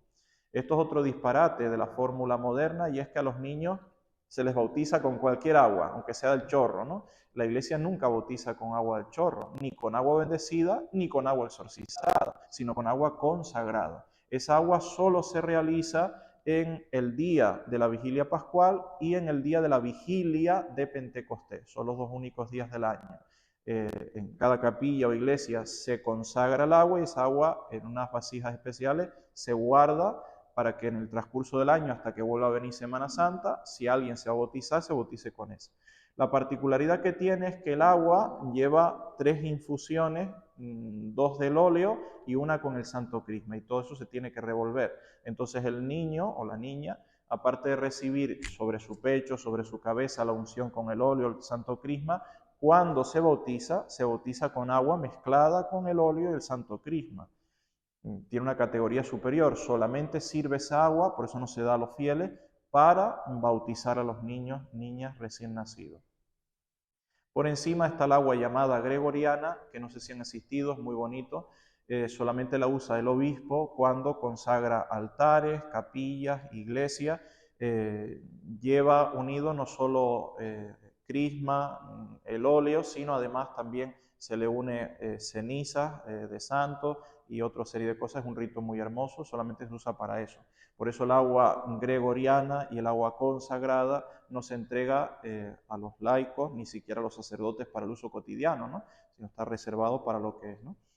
Pero sí que es muy importante, así que todos en casa tuviéramos sal, tuviéramos aceite, tuviéramos agua exorcizada, porque es como, o sea, no es obligatorio, pero es algo pues muy recomendable, porque es una forma de estar protegido. Es decir, si uno en el carro lleva un paquetico pequeño de sal, para que la sal se corrompa tienen que pasar, yo qué sé, 50 años más, ¿no? Entonces uno siempre lleva el carro protegido, ¿no? O como a veces les digo, en casa no nos cuesta nada, porque ya sé que nos gusta llevar agua, pero el agua rápido se evapora y pues evidentemente desde que no está el agua se va la protección, ¿no? Pero si uno tiene pequeños paqueticos en casa de sal, detrás de un mueble, en cada habitación, uno está protegido. Y aunque a uno le parezca eso un imposible, es muy difícil que en tu casa entre una bruja, te haga un hechizo, cualquier cosa rara, que cada vez hay más, si está eso, porque tiene un poder de protección muy especial. Y a gente que me reta, por decirlo así, me dice, bueno, eso que usted dice es como una exageración, yo le suelo decir lo mismo: prueba, si no me crees, y mete un pequeño paquete de sal exorcizada en tu bolsillo y luego vete a visitar a alguien que haga brujería, para que veas que va a ocurrir algo muy grave. Cuanto menos, quizás te coloquen delante un revólver, porque te necesitan quitar de en medio, ¿vale? Porque es imposible el que esté una persona que se dedica a brujería o haciendo malas artes con alguien que está protegido de esa forma, ¿vale? O sea, estoy hablando de fórmulas inmemoriales de la iglesia, si no son cosas inventadas ayer por la tarde, ni que pertenezcan a ningún grupo particular, es decir, es algo que está en el ritual romano de la iglesia desde siglos, ¿no? Padre, perdón, y digamos con personas que si uno convive en la casa, personas que se alejaron de la fe, que no la practican, tener estos sacramentales como el agua y la sal exorcizada puede ayudar a recibir gracias a esas personas para una conversión. Pues sí, porque además la sal exorcizada, teniendo ese poder, las mamás siempre han sido muy ingeniosas y tienen que seguir siéndolas, sobre todo en la época en la que estamos, porque tampoco hace falta que se diga nada. Es decir, la mamá ya sabe que la sal que tiene en su cocina toda está exorcizada, y como cocina con esa sal y adereza los platos y está allí, es decir, cuando un hijo, un nieto, un sobrino ayuda, ¿no? Porque ya sé que es muy raro o es algo extraordinario la posesión del demonio, ¿no? Pero tristemente es algo muy común el que cada vez haya más sectas, cada vez haya más brujerías, porque la gente se ha apartado de Dios, ¿no?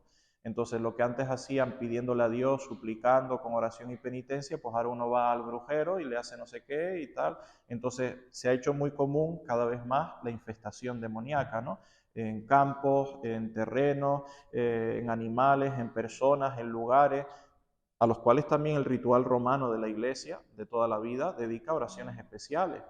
Entonces, si uno quiere protegerse, si uno quiere eliminar todo eso, pues tengamos todo eso con naturalidad, sin aspavientos, sin cosas raras, y Dios va a ayudarnos. Gracias, Padre. Ahora se están también hablando de las uvas de San Ambrosio, que para los tiempos de que viene una hambruna y que entonces con esas uvas que la gente va a poder resistir. Entonces, ¿qué va a pasar con los que no sepan de eso y que no las tengan en el momento en que... No va a pasar nada por lo que decía, porque no es algo imprescindible, es prescindible. Es decir, estamos hablando de privilegio. Entonces, si se dan cuenta, yo he citado en algún momento apariciones a San Simón Stock, a Santo Domingo de Guzmán, vale, pero en realidad no haría falta citar ninguna aparición. Por ejemplo, ahora las uvas de no sé qué o el pan de no sé cuánto, es decir, es como que la gente descubre ahora un misterio, ¿no? Porque se ha puesto de moda en ese momento, ahora o cuando sea, pero si uno va al ritual romano, ya digo, solo en comestibles hay infinidad de sacramentales en comestibles, que por la fiesta de este santo, aunque no sea la fiesta en honor a ese santo, la iglesia concede desde época inmemorial, ¿no? ¿Qué pasa? Que nosotros pertenecemos a una familia, la Iglesia Católica, que es tremendamente antigua, que tiene unas riquezas que son inagotables, dadas por nuestro Señor, en sacramentos y en sacramentales, pero que nosotros nos olvidamos, nos despistamos, nadie nos predica, nadie nos dice, y entonces eso está ahí guardado en el baúl de los recuerdos, dentro del libro del ritual, sin que nadie haga uso. Los sacerdotes no dicen, la gente no sabe, pero eso está ahí, o sea, nunca ha sido suprimido. No nos estamos aprovechando de eso, pero está, ¿no? Entonces, bueno, a veces de forma providencial, por una aparición, por alguien que se dio cuenta y empieza a sacar panfletos y dice y tal, lo hace popular. Bueno, bendito Dios, ¿no? Pero ya digo, es decir, eso existía desde siempre, ¿no? Si nosotros agarráramos el ritual romano, o sea, les invito, aunque esté en latín, podemos encontrar latín español en internet y podemos buscar ritual romano antiguo o tradicional. Si lo metemos en cualquier buscador de internet, nosotros no podemos usarlo, porque es para usarlo un sacerdote. Pero digo, solo para que vayamos al índice y veamos la cantidad infinita de sacramentales que existen, ¿no? Y que a lo mejor cuando lo lea dice, Dios mío, pero ¿esto dónde estaba, no? Bueno, pues porque nadie habla de eso, nadie lo usa, pero están, ¿no? Están. Bueno, y usted habló del agua consagrada, que es la que se utiliza en la vigilia pascual o para los bautizos de los niños. Solo si sigue la liturgia de siempre. La liturgia inventada en 1970 no existe sino agua bendecida. El sacerdote hace así y ya está. Y donde se sumerge el cirio pascual. Sí. Ese es el agua con la que bautizan en la vigilia pascual, esa es solo agua bendita. Se bautiza con esa agua de vigilia pascual a vigilia pentecostés. Antes de la vigilia del Espíritu Santo de Pentecostés, esa agua de la vigilia pascual hay que verterla en tierra y eliminarla. Porque en la vigilia del Espíritu Santo se consagra una nueva agua, que es ya la que dura durante todo el año hasta que llegue la Semana Santa siguiente. Por ejemplo, yo tengo agua de la vigilia pascual. Desde el 2016 yo siempre me llevo agua de la Sí, pero se hace una separación. Si han ido a la ceremonia de la vigilia pascual de siempre, hay como una especie, suele ser así, ¿no? Se puede hacer de otra forma, pero hay como una especie de tinaja o recipiente grande donde el sacerdote bendice esa agua especial de la vigilia pascual. Luego hay un apartado que solamente se queda en la capilla o la parroquia, la iglesia, que es la que se consagra. Entonces los fieles no se llevan la consagrada, se llevan agua bendecida de la vigilia pascual, pero no la consagrada. Ok. Se hace como una división. Bueno, padre, ya ha dado algunos ejemplos, pero me gustaría si por favor puede ahondar un poquito más sobre cómo usar los sacramentales, agua, aceite, sal, en la vida práctica, diaria, en lo cotidiano, porque, o sea, bueno, por lo menos yo particularmente, solamente el agua bendita para agarrar un poquito y bendecir así, o sea, en la una crucecita, aquí es lo que yo, pero me gustaría saber, ahondar un poco más, para que por favor nos hable un poquito más de eso. Gracias. Bueno, la sal ya les he dicho que es bueno tenerla en casa colocada en cada habitación. No hay que tener 3 kilos de sal en cada habitación. Es decir, con un saquito pequeño uno coloca un par de granos de sal exorcizada y uno lo pone y, como quien dice, se olvida, ¿no? Es decir, porque está detrás de un mueble o de algún sitio que no te va a molestar y ahí está la protección de Dios, ¿no? Ya está. Aparte, bueno, eso lo hacen muchas mamás en sus casas, ¿no? Es decir, toda la sal que usan en su casa para comer, para cocinar, es sal exorcizada. Entonces están acostumbradas que cuando hacen mercado y van a buscar sal que necesitan para casa, pues siempre buscan al sacerdote, la exorcizan y luego va a casa, ¿no? Es una forma de estar protegido con naturalidad, es decir, cuando se sazona un plato, cuando se hace una comida, pues como siempre se usa eso, siempre va a haber esa protección especial. De resto, es bueno tenerla y agarrar algo de sal en la boca cuando uno tiene una tentación especial, cuando uno está perturbado por un momento de tristeza especial, de agobio especial, sirve para eso, ¿vale? Especialmente. Y bueno, pues uno trata de hacérselo llegar también a personas de la familia o conocidos que sabe que están siendo especialmente tentados, que hay una dificultad especial y Dios va a conceder gracia, ¿no? El aceite se asemeja al óleo, pero el óleo sabemos que solo se usa para los sacramentos. Por ejemplo, el sacramento de la extremaunción o como en el caso del crisma, cuando se consagra las manos del sacerdote, cuando se consagra la cabeza del obispo, cuando se consagra la mesa del altar, las paredes de la iglesia. Bien, el aceite bendecido no tiene esa categoría del santo óleo o del santo crisma, pero en el ritual romano concede una serie de gracias especiales, también como en el caso de la sal, para proteger de tentaciones, de enfermedades, dificultades. Entonces es bueno tener ese aceite y uno hacerse la señal de la cruz, tienes malos pensamientos o estás, ya digo, siendo especialmente tentado, pues usarlo de esa manera, ¿no? Una mamá hacerlo con su hijo cuando está enfermo, con su esposo, en cualquier ámbito, ¿no? Siempre depende de la fe y la devoción que tenga la persona. Si alguien está enfermo, se está muriendo, el sacerdote va a dar la extremaunción, no depende de la fe que tenga la persona, porque ya sabe lo que dije al principio, los sacramentos tienen esa categoría, ex opere operantis, por sí mismo actúan. La persona puede ser que no tenga nada de fe, pero Dios va a limpiar esa alma con la extremaunción. Sin embargo, yo puedo tener aceite bendecido, me hago la señal de la cruz o se la hago a alguien. Si no tengo devoción, si no pongo fe, no va a servir para nada. Solamente estás manchando con aceite, pero nada más, ¿vale? Hay personas que preguntan, tengan en cuenta que el aceite solo puede ser de oliva. No puede ser de coco, no puede ser de girasol, de ninguna otra cosa. Siempre tiene que ser de oliva. Es decir, que si a alguien se le ocurre, algún sacerdote, usar aceite que no sea de oliva para dar la extremaunción, no es válido. Y si alguien bendice algún aceite que no sea de oliva, no sirve tampoco. Siempre tiene que ser de oliva. Este no es sobre los sacramentales, sino que alguien me preguntó esto y no supe dar la respuesta. ¿Por qué nos hacemos una genuflexión frente al obispo? Eso también ha sido suprimido, ¿vale? A partir de 1970. Hay como dos tipos de genuflexiones a personas. Una es la persona del Papa. Con el Papa solamente se puede hablar de rodillas, con las dos rodillas en el suelo, y cuando uno se acerca le besa el pie y cuando se va le besa el pie. Esto se suprimió pues casi que cercanos a los 80, ¿no? Cuando se habla de la persona del obispo, uno habla de pie o sentado, como el obispo permita, pero siempre se arrodilla uno con la rodilla izquierda. La rodilla derecha solamente se reserva para el Santísimo Sacramento, ¿vale? Pero es por el sentido de que tienen el sacerdocio supremo, ¿vale? El Papa porque es el vicario de Cristo en la tierra y el obispo porque es el sumo sacerdote en su diócesis, ¿no? Tiene el sacerdocio pleno. Ya saben que el sacramento del orden tiene 3 grados, diácono, presbítero y obispo. Solamente el obispo tiene la plenitud del sacerdocio de Cristo, ¿no? Entonces, por decirlo así, nunca ha habido una bula, un decreto donde diga se suprime, sino que en la práctica se ha dejado de hacer. Pero uno cuando se acerca al obispo siempre debe de inclinar la rodilla izquierda y besar el anillo, porque ese anillo representa que él es nuestro esposo. porque el obispo hace las veces de Cristo, la iglesia es la esposa y por eso él lleva anillo, porque está desposado, está casado con su mujer que es la iglesia.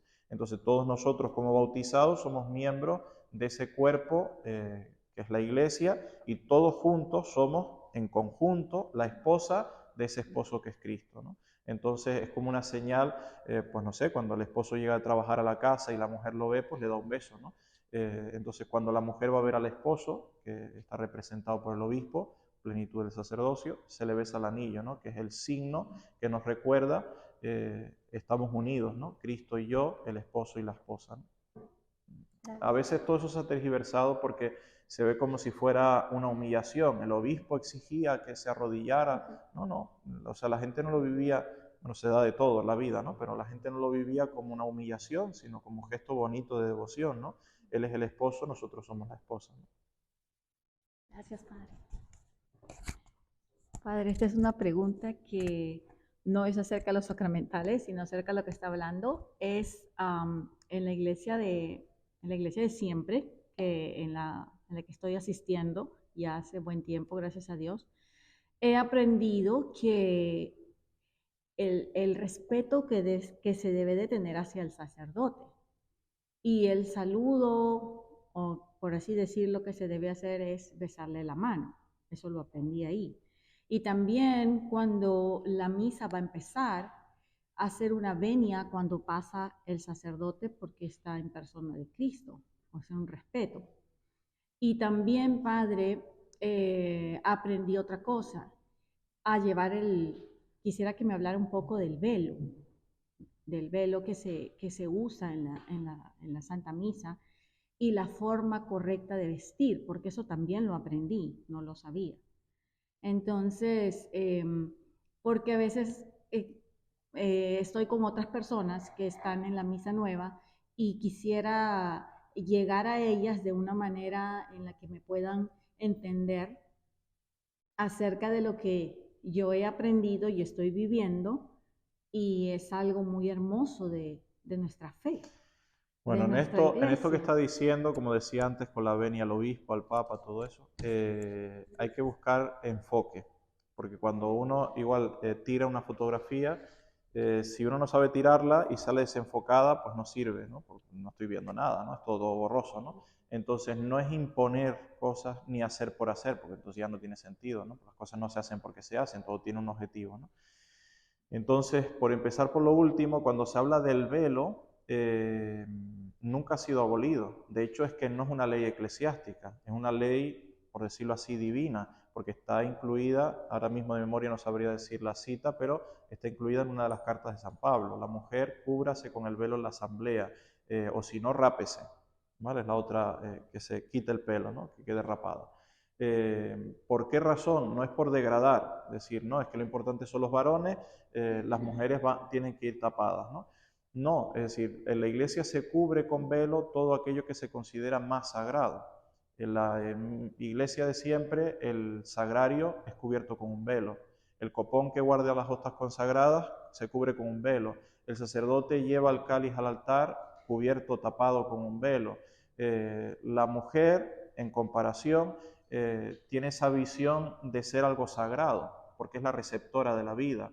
Es decir, igual que hace falta la fusión de hombre y mujer para que se perpetúe la vida, Dios ha querido que sea el cuerpo de la mujer quien lleve en su seno 9 meses la vida y a través de ese canal siga generándose vida en esta tierra, ¿no? A nivel espiritual se podrían decir muchas otras cosas, es decir, un varón puede transmitir la fe, sí, pero en una casa, en una familia donde la mamá no se esfuerce, cumpliendo unos mínimos, es muy difícil transmitir la fe. Es decir, una mujer sola puede transmitir la fe, un hombre solo no. No solo porque lo vemos en la historia, sino porque la práctica es así, ¿no? Es decir, a veces vemos familias donde uno vive más la fe que otro. Si una casa tiene la suerte de tener más fe la mujer consigue transformar toda su casa y llevarla al cielo.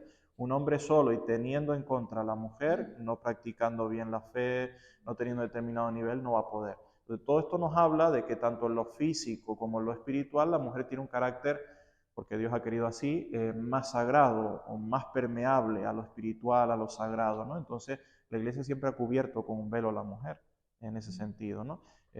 Y bueno, solo en misa, solo en acciones litúrgicas, ¿no? Para confesarse, para ir a misa, para la adoración, siempre con un velo, ¿no? En extensión, la mujer consagrada siempre lleva velo, ¿no? Sobre todo para señalizar no solo esto que estoy diciendo, el carácter sagrado, sino su especial consagración a Dios, que es sola para Dios, ¿no?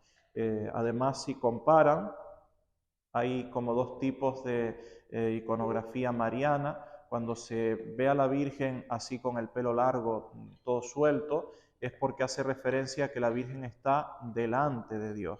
Pensemos la Inmaculada, la Asunción, son imágenes que hablan de que la Virgen está delante de Dios o en un momento especial delante de Dios. Cuando se ve a la Virgen cubierta con un velo o con el velo con la cabeza tapada, hace referencia a que la Virgen no está en esa situación, ¿no?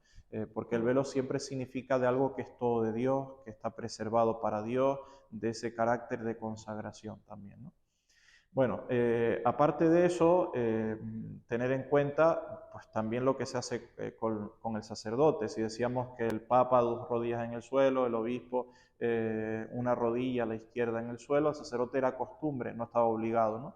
Pero era costumbre el besarle la mano derecha, ¿no? Solo por señalizar que esa mano está consagrada, que es la única mano que nos puede perdonar, la única mano que puede traernos el cuerpo y la sangre de Cristo al altar, ¿no? Solamente existe una obligación y es dentro de la misa o dentro de los sacramentos. Por ejemplo, los monaguillos están obligados de la misa de siempre que antes de darle nada al sacerdote, primero hay que besar la mano y cuando se le recibe algo, lo mismo, ¿no? Dentro de la celebración, ¿no? Son pequeños gestos, por eso decía lo del enfoque, que no es para decir, no, es que ahí está el conde, que es el sacerdote, y los demás somos el pobre populacho, ¿no?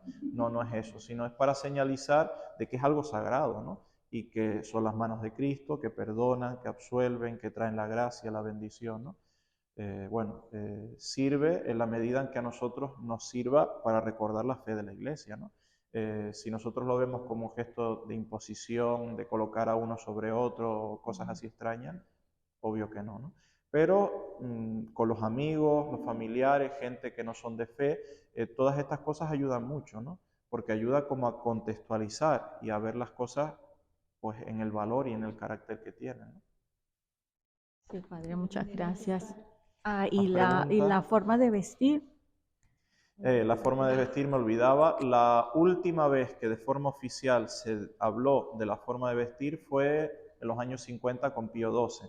De hecho, todavía en internet pueden consultar en cualquier buscador cómo. Es decir, Pío XII hablaba de no enseñar nunca los hombros ni las rodillas, ni hombres ni mujeres, ¿vale? Es verdad que oficialmente nunca más se dijo, pero en la práctica se ha venido viviendo prácticamente hasta ahora. Yo, o sea, ahora mismo no sé porque no he ido a Roma ni al Vaticano ni a la Basílica Vaticana, pero recuerdo que hasta no hace tanto tiempo, pues no sé, 10 años, 15, 20 años, uno iba a la Basílica Vaticana siendo un hombre en short y no te dejaban entrar. Entonces te daban como una especie de velo y te tenías que poner como un pareo en las piernas siendo hombre para poder entrar en la basílica. Si no, no podías entrar, ¿no? Lo mismo las mujeres podían llevar pues un escote, lo que fuera, siempre a la entrada se entregaban, pues uno iba, entraba, visitaba la basílica, luego al salir lo devolvía, ¿no? O sea que no se habían renovado esas normas, pero se seguía viviendo así, ¿no? Ahora mismo no sé cómo será, ¿no? Pero evidentemente, o sea, en la iglesia hay que evitar, ese es el sentido, todo tipo de forma en la que uno sea un pavo real, ¿no? Porque si uno le está quitando la atención a lo que está en el altar y me la estoy otorgando para mí, no tiene ningún sentido. Por eso se trata de evitar pues, todas las cosas que sean un poco estentorias, ¿no? Olvidaba decir antes también que la mujer en la iglesia tiene también la posibilidad de no llevar velo y llevar otra cosa. Por ejemplo, en vez de llevar velo puede llevar una pamela, puede llevar un gorro, puede llevar... ¿Vale? La única obligación es la cabeza tiene que estar cubierta, ¿no? Igual que el hombre tiene que descubrirse la cabeza. ¿Más cosas, opiniones?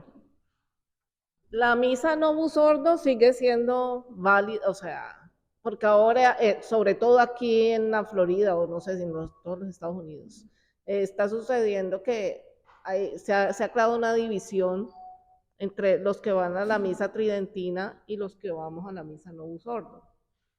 No, Para mí, esa división no se da ahora, esa división se dio siempre. desde que crearon la nueva misa, porque siempre repito lo mismo, no es que ustedes están dividiendo, no, nosotros no dividimos nada, es decir, quien ha dividido es quien dividió, es decir, porque la iglesia solamente tiene una misa en el rito romano hasta el año 1970, por 1970 años. Entonces, a partir de 1970 se crea otra. Entonces, ¿qué sentido puede haber más que el de dividir? No tiene otro sentido, ¿no? Porque si uno va al rito ambrosiano, una misa. Si uno va al rito hispano, una misa. En más de 20 o 30 ritos distintos que tiene la iglesia, cada rito tiene una forma. Se bautiza de esta forma, se casa de esta forma, se celebra misa de esta forma. Solo el rito romano moderno es el único que no procede de los apóstoles, que no ha sido creado por la tradición de la iglesia y que además está en contraposición con lo que siempre se hizo en ese rito. Entonces ese es el problema, ¿no? Digo por lo mismo del enfoque. No es que ahora están dividiendo porque van a la misa de siempre. No pueden dividir porque están haciendo lo que siempre se hacía. O sea. Correcto, sí, lo que siempre se hacía, usted dice, desde los años 70, pero aquí se ha dado el fenómeno que fue después de la pandemia. O sea, ahí es donde más ha empezado. Que se ha hecho popular ahora. Exacto, más popular. Después de la pandemia, o sea, cuando empezó la pandemia.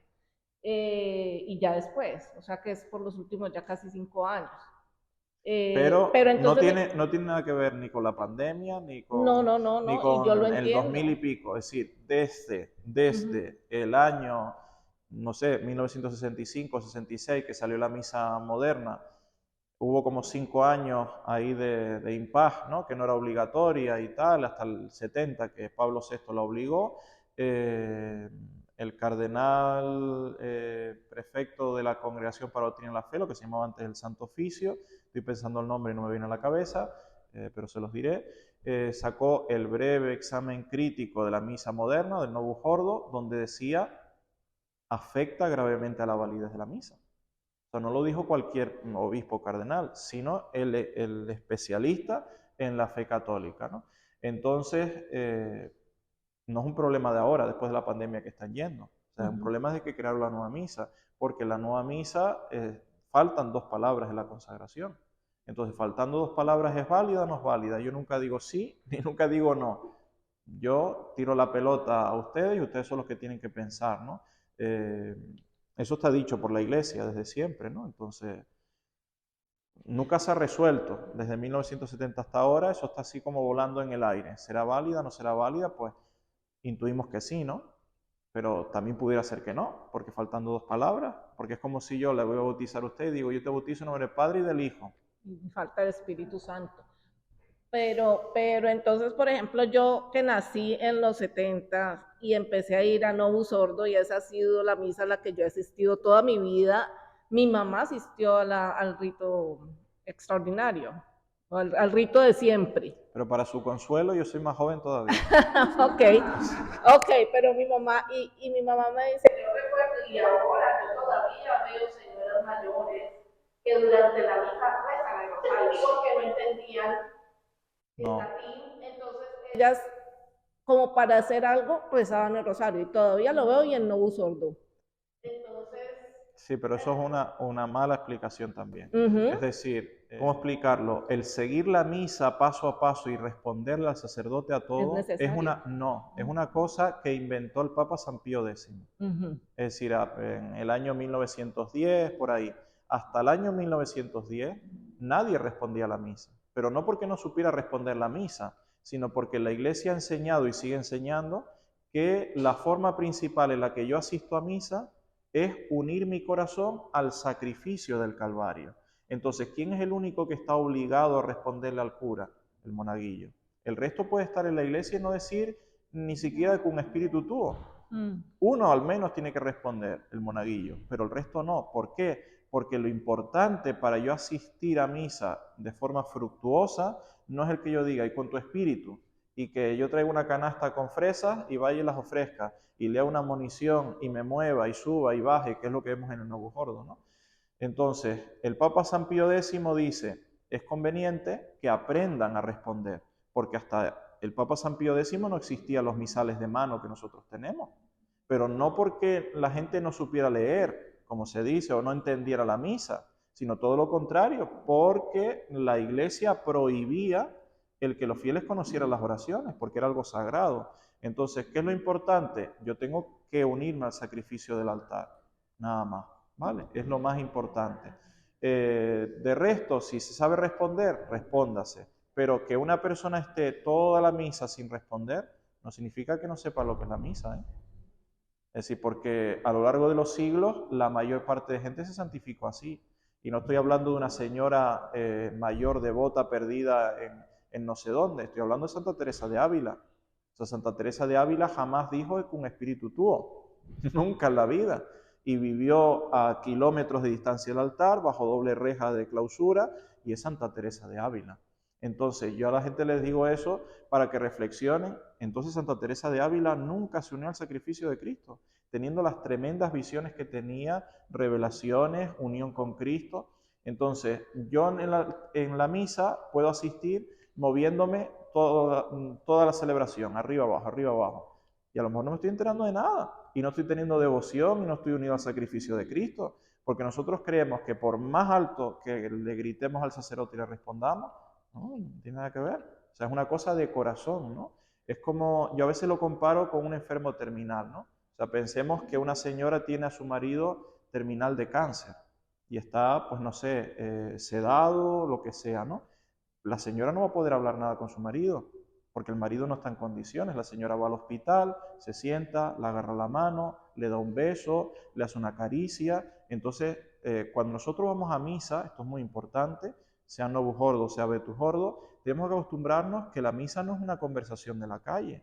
No es yo voy, abrazo a alguien, le doy la mano, le pregunto cómo estás, me dice, pues mira, tengo... No, no es una conversación coloquial. Es algo tan trascendente y tan sagrado que la conversación tiene que ser distinta. Igual que esa mujer se está comunicando con su marido, que siente un beso, que siente un apretón de mano, cuando una persona va a misa, no dice nada, pero está fervorosísimamente unida en el altar, son dos corazones.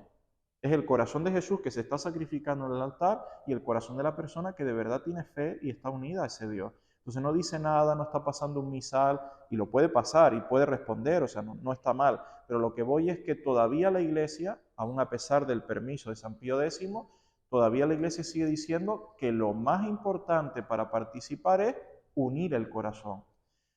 Que usted quiere responder, puede responder, pero no es lo más importante. Vale. Pero se ha usado eso como decir, no, es que ya la gente no sabía, la gente no respondía, la gente se dedicaba a devociones. No, la gente antes entendía más la misa de lo que la entendemos nosotros, porque la misa no se entiende porque yo la ponga en inglés, o porque la ponga en castellano. Y se entiende porque uno tiene fe en el corazón, así no depende de... Padre, Aquí hay más, vale. yo conozco la Virgen de Fátima, la Virgen de Lourdes y todo, pero yo tengo una Virgen en la cocina, una cocinera. ¿Eso es la verdadera Virgen o...? No entiendo la pregunta.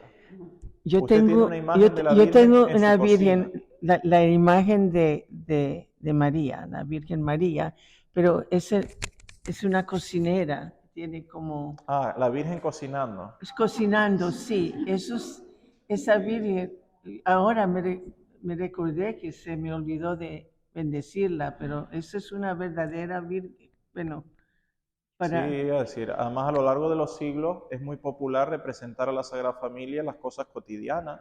¿Sí? San José trabajando la carpintería, la Virgen en sus labores. Es decir, Eso está bien, ok. Las imágenes o las representaciones tienen que ser respetuosas, es decir, a veces como vemos a la Virgen que, pues no sé, la pintan así como un poco descarada o cosas así, eso no sirve, ¿no? Pero fuera de eso, todo lo que a nosotros nos lleva a devoción, nos lleva a contemplar la vida real de la Virgen en Nazaret, su vida tranquila, oculta. Está ok. Bien. Muchas gracias. Sí. O la Virgen embarazada, sí. Buenas tardes, Padre. ¿Qué nos podría decir respecto a la misa de lo neocatecumenal? Porque es diferente como el rito, ¿no? De que hace. ¿Por qué los sacerdotes no se unen con los otros sacerdotes diocesanos?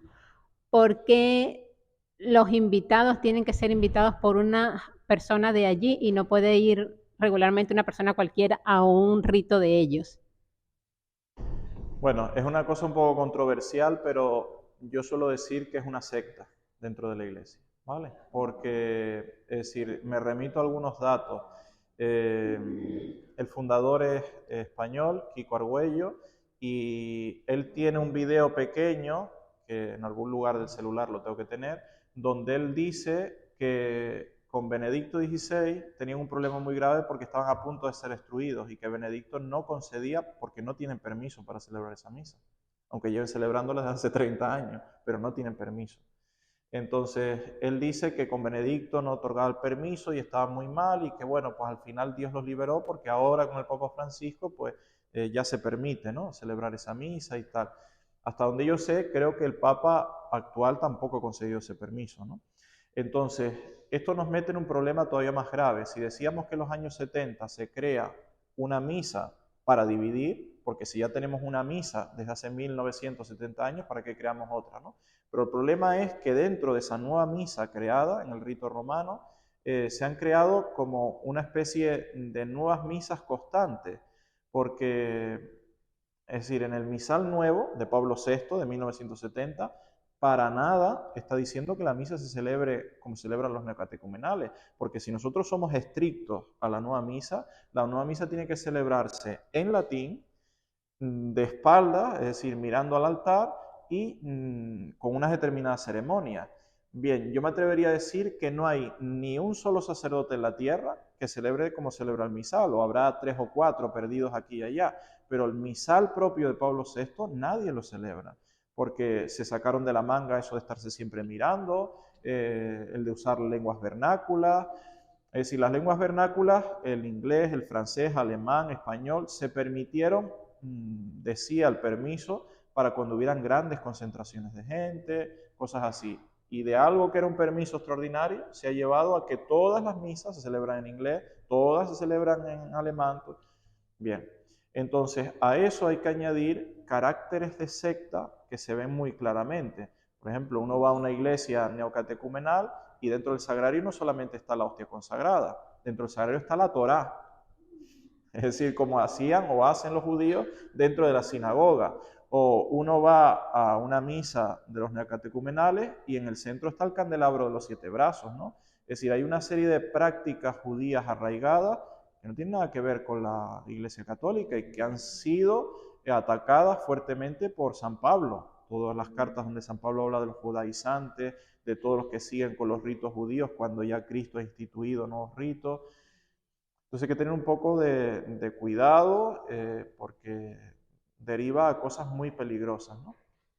Y luego, fuera de lo litúrgico o de lo ritual, hay una serie de prácticas que son muy feas. Por ejemplo, un neocatecumenal tiene prohibido el hacer aportaciones fuera, ¿no? Es decir, yo puedo dar estos $1000 a usted porque usted es un hombre casado dentro del grupo, pero a ese otro que está mal y que no tiene que comer y tal, no es miembro del grupo, ¿no?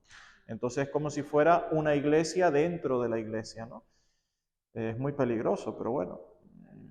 Por eso esa es la gran crítica que se hace a la misa moderna, porque cuando insisten, no, deberíamos celebrar solo la misa moderna. Primero, ya teníamos una misa, entonces nosotros no estamos dividiendo, se han inventado ustedes una misa. Y segundo, ¿qué misa moderna es la que hay que celebrar? Porque si en Miami hay, no sé, 500 parroquias, hay 500 misales distintos. Porque cada cura celebra de una forma, cada cura hace lo que le parece, dice lo que quiere, tiene sus oraciones. Entonces no es como la misa de siempre, que uno va a Washington y es la misa, y uno va a Madrid y es la misa, y uno va a China y es la misa, ¿no? Además es muy hermoso eso, porque es de las cosas más bellas que tiene, ¿no?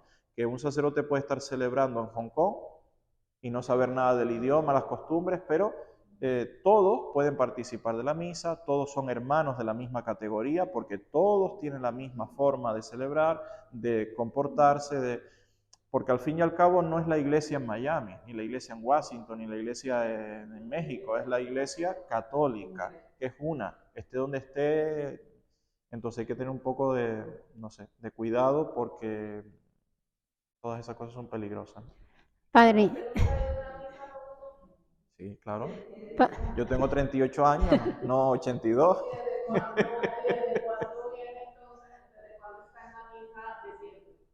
Yo estoy en la misa de siempre desde que soy sacerdote, porque yo celebraba paralelo, todos los días celebraba misa moderna y misa antigua, todos los días. Hasta hace algo más de 3 años que me planteé, yo solamente celebro la misa antigua. Padre, yo he visto mucho los milagros eucarísticos de la exposición de Carlos Acuti. Entonces, lo celoso que era el Señor con sus misterios de la hostia, ¿no? De cómo probó él que eso es verdadero. Eso. Entonces, cuando en la misa cautecumenal, que reparten tantos pancitos, que es el Señor, y la copa... Y la copa, tantas copas de vino. Es el Señor. Y entonces, ¿cómo podemos ver eso? Eso nosotros como religiosos. O sea, en el tema de los milagros eucarísticos es un tema muy peliagudo. O sea, yo les diría que hay que ser muy prudentes, porque igual que las apariciones de la Virgen y de los santos eran muy contadas y ahora todas las tardes hay una aparición en todas partes, los milagros eucarísticos eran muy contados y ahora hay milagros eucarísticos todas las tardes en cada rincón de todas las ciudades, ¿no? Entonces tengamos cuidado, porque además, o sea, a mí me horroriza, ¿no? Porque yo, por ejemplo, hablo el Facebook o hablo otra aplicación y, o sea, todos los días hay una foto de un milagro eucarístico. Además es un disparate porque los milagros eucarísticos no se publicaban de esa forma. Entonces, a alguien le pareció que esta tarde hubo un milagro eucarístico en la misa, entonces eso riegan todas las redes sociales con una foto, ¿no? Señores, un poquito de cuidado, porque no estamos hablando de cualquier cosa, estamos hablando de que de verdad una hostia ha sangrado. Entonces, cuidado. Y a la misma vez les recuerdo un santo que es muy humilde, pero que es muy importante, porque los más humildes son los más importantes, San Martín de Porres. Recuerden que él es uno de los santos que recibe muchísimas apariciones del demonio. Entonces él ve ángeles y ve así apariciones importantes y él en su sencillez y en su poca capacidad mental, él entiende que eso no viene de Dios sino del demonio. Y no sé si recuerdan esa película tan bonita antigua en blanco y negro, donde él está barriendo y con el polvo que recoge, con la mano sucia, él hace en la pared la señal de la cruz. Entonces es la fórmula para que todo aquel ángel supuesto que no lo era, se apartara, ¿no? Lo digo porque, o sea, yo no soy ni teólogo ni doctor de la iglesia, soy solo un simple sacerdote, pero sí digo que cuidado, porque el demonio también se viste de ángel de luz. Entonces, al demonio no le puede parecer nada complicado el hacer un milagro eucarístico. Igual que no le puede parecer complicado el aparecer como un ángel radiante y hermosísimo, ¿no? Entonces, uno no puede ser, siendo un hombre o una mujer adulta, como un niño bebé, ¿no? Es decir, yo veo un fogonazo de luz, allí detrás me voy. No, es decir, uno tiene que discernir, el discernimiento de espíritus que habla San Ignacio de Loyola, ¿no? Entonces, yo siempre digo lo mismo, me dicen, padre, se enteró ayer en no sé qué sitio en Estados Unidos sangró una hostia. Yo nunca digo nada, ni sí ni no, si me callo, si me insisten, les diré, seamos prudentes, porque nosotros no somos quienes ni tenemos autoridad para verificar eso, ni tampoco lo necesitamos. Es decir, que ya solo los milagros eucarísticos aprobados en el mundo son infinitos casi, ¿no? Entonces, no necesitamos que todas las tardes haya un milagro eucarístico, es decir, yo no necesito para tener el amor a la Eucaristía que todos los días la hostia me sangre. Entonces nosotros no podemos vivir infantiles toda la vida, ¿no? Necesitamos todos los días que la Virgen se aparezca 50 veces. Oiga, todo eso son cosas extraordinarias, privilegios, pero uno no puede vivir como centrado siempre en el milagro, las cosas, ¿no? Tenemos que aprender a la vida ordinaria, tranquilidad, sencillez, ¿no? Gracias. Padre, aprovecho el momento para que tocaron el tema del camino neocatecumenal, para que por favor usted me dé su humilde opinión de la Fraternidad de San Pío X, porque muchas personas, incluidos sacerdotes, nos han llamado herejes, o sea que estamos excomulgadas por la Iglesia Católica. Entonces, Sí, pero bueno, la boca y la lengua puede decir lo que quiera, pero hay que demostrarlo. Si yo le puedo llamar a usted lo que quiera, pero luego tendré que verificarlo, ¿no? Si yo puedo decir, usted es una hereje, vale, pues tendré que decir en qué. Si la fraternidad San Pío X es herética, ¿en qué es herética? En todo, Padre. En la sana doctrina nos critican por ir allá. Para empezar, un hereje por definición es alguien que niega o tergiversa algún punto del credo. Si usted no tergiversa nada del credo, tal y como se ha creído desde siempre, usted no puede ser un hereje. O sea, exacto, es imposible. Eso yo lo tengo muy claro.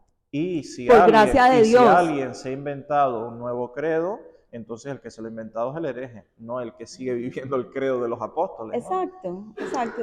Mi conciencia está tranquila y me siento feliz porque encontré un tesoro invaluable. Pero lo que yo quiero saber es que por favor me regale su humilde opinión acerca de la... O sea, no pueden ser herejes en tanto en cuanto que no niegan nada de la fe católica. Absolutamente nada, no pueden. Sí, pero para tú separarte de la iglesia y ser cismático, tienes que negar la autoridad que tiene la iglesia. Y esa autoridad, hasta donde yo sé, nunca la han negado, ¿no? Entonces, para tú negar la autoridad tienes que decir que esos sí son cismáticos, aparte de herejes, los protestantes. Es decir, yo no creo que la silla de Roma tenga una autoridad especial. Es un cismático, alguien que se separa porque no le da una autoridad especial.